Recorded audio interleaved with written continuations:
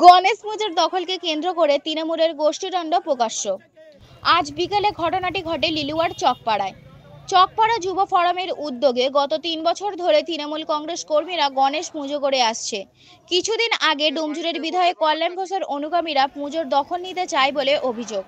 তারা স্থানীয় যুব তৃণমূল কংগ্রেসের কর্মীদের সরিয়ে নিজেরাই পুজোটা করতে চান। এ ব্যাপারে দুদিন আগে বিধায়ক কল্যাণ ঘোষের বাড়িতে বৈঠক হয়। সেই উপস্থিত ছিলেন হাওড়া সদর তৃণমূল কংগ্রেসের সভাপতি গৌতম চৌধুরী।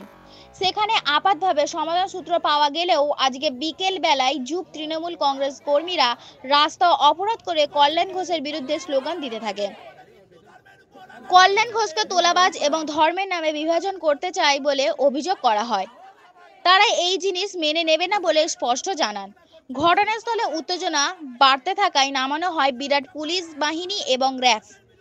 এদিকে হাওড়া সদরের তৃণমূল কংগ্রেস সভাপতি গৌতম চৌধুরী গোষ্ঠীদ্বন্দ্বের কথা অস্বীকার করেন। তিনি বলেন, এই জিনিস বরদাস্ত করা হবে না। ওখানে একটাই গণেশ পুজো হবে। রাস্তা অবরোধ যাতে উঠে যায় সেজন্য তিনি প্রশাসনকে নির্দেশ দেবেন।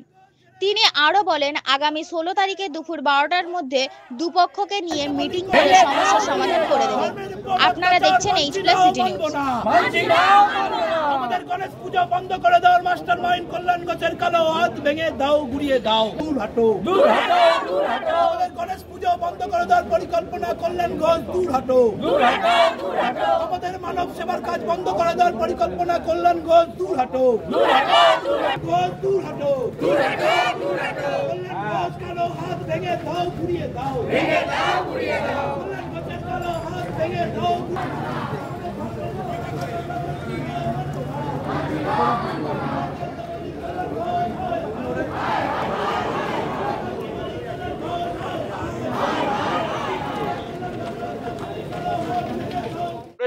আমরা পথ অবরোধ করে অলরেডি 1 ঘন্টা ধরে পথ অবরোধ আমরা চালাচ্ছি। আমরা আরো চালাবো যতক্ষণ না প্রশাসন আমাদেরকে কোনো পারমিশন দেবে। যে এখানে এমএলএ এরকম অপদার্থ এমএলএ এখানে এসে যতক্ষণ না বলবে এখানে আমরা ততক্ষণ অবধি এখানে অবরোধ আমরা তুলছি না। আমাদের অবরোধ চলছে, চলবে। আমার নাম রঞ্জিত কর্মকার, আমি চকপাড়া যুব ফোরামের প্রধান পৃষ্ঠপোষক।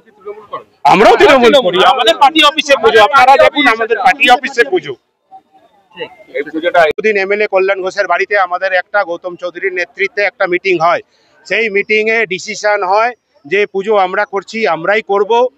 হঠাৎ করে এখানে আজকে ওনাদের মনে হলো যে ওখানে আবার ওরা পুজো করবে বলে আজকে একটা ব্যানার বানিয়ে নিয়ে এখানে চলে এলো লাগাতে যে না, এই পুজো তোমরা করতে পারবে না, এই পুজোটা আমরা করবে বলে আজকে এই এখন আমাদের ছেলেদের ওপর শারীরিকভাবে প্যান্ডেলওয়ালাকে ফোন করে এরা ধমকাচ্ছে চমকাচ্ছে, লাইটওয়ালাকে ফোন করে ধমকাচ্ছে চমকাচ্ছে, প্যান্ডেল করতে দেবো না, লাইট করতে দেবো না। তাই জন্য আমরা আজকে প্রশাসনের কাছে শরণাপন্ন। এরম এমএলএ এলাকার লোক চায় না।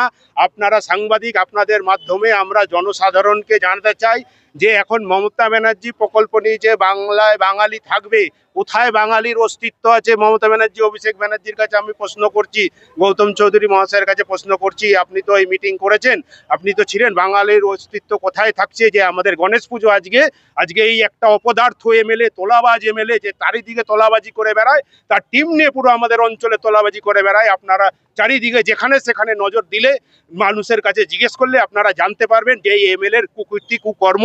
আমরা প্রশাসনের কাছে হাত জোর করে অনুরোধ করছি। দেখুন, আমরা প্রশাসনকে চিঠি করেছি, আজকে নয় বিগত 7 তারিখ চিঠি করছি, সমস্ত রকম চিঠি আমরা প্রশাসনকে জানিয়েছি। আগামী দিনেও আমরা দেখুন প্রশাসনের সমস্ত রকম চিঠি আমাদের কাছে রিসিভ আছে। এই পুজোটা আমরা 500 বাচ্চাকে আমরা জামা প্যান্ট দেই। সাধারণ মানুষের বাড়িতে বসে ব্যাপারটা মিটে গেছে। আমি আবার বলছি, খালি এটা একটা ইগোর লড়াই চলছে, একটা নাম নিয়ে বাংলার এই তৃণমূল কংগ্রেস, এত শক্তিশালী তৃণমূল কংগ্রেসকে রাস্তায় নামানো যায় না। এটা আমাদের হাওড়া তৃণমূল কংগ্রেস অত্যন্ত ডিসিপ্লিন, এটা ঠিক নয়। যারা করছে অন্তত খুব ভুল করছে। কিছু চ্যাংড়া ছেলে যদি রাস্তা অবরোধ করে দেয়, এটা আমি অন্তত মেনে নেবো না, আমি দলকে জানাবো। না, এটা ঠিক নয়, এটা ঠিক নয়, এটা ঠিক নয়। সে নির্বাচিত প্রতিনিধি, দল তাকে টিকিট দিয়েছে, মানুষ তাকে নির্বাচিত করেছে, এটা ঠিক নয়। যুব সভাপতি সেও আমাদের নিজেদের, কল্যাণ ঘোষ বিধায়ক সেও আমাদের নিজেদের। আমরা নিজেরা বসে ঠিক করে নেব। এখানে কোনো রাস্তা অবরোধ কোনো রকম ভাবে আমরা বরদাস্ত করব না। কোনো বিধায়কের বিরুদ্ধে কোনো মন্তব্য আমরা বরদাস্ত করব না।